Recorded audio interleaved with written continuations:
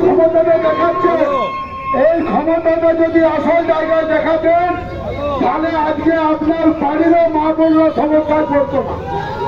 কারণ যেভাবে আজকে মমতা ব্যানার্জি আজকে পুলিশ মন্ত্রী হয়ে পুলিশকে সঙ্গে নিয়ে যে ধরনের মানুষের উপরে অত্যাচার চালাচ্ছে, যেখানে মানুষকে ধর্ষণ করছে, তারপরেও তার কোনো যে ধর্ষণ হয়েছে তার কোনো অস্তিত্ব লাগছে না।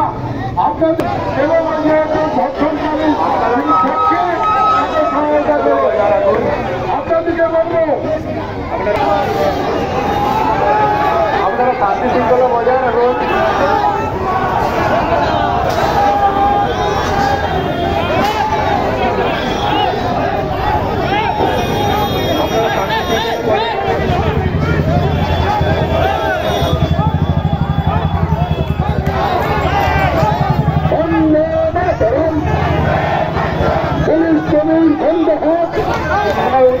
হবে না, শান্তি শৃঙ্খলা বজায় রাখুন।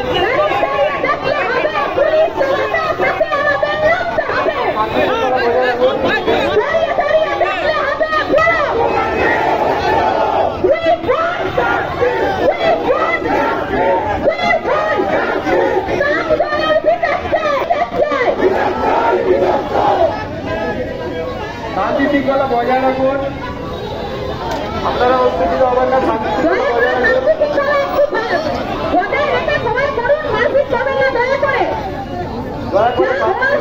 পুলিশ যদি ওদের সাথে থাকে তখন আমাদের কিছু করার নাই। তোমরা সব শান্ত হও। আমার বোনের রক্ত,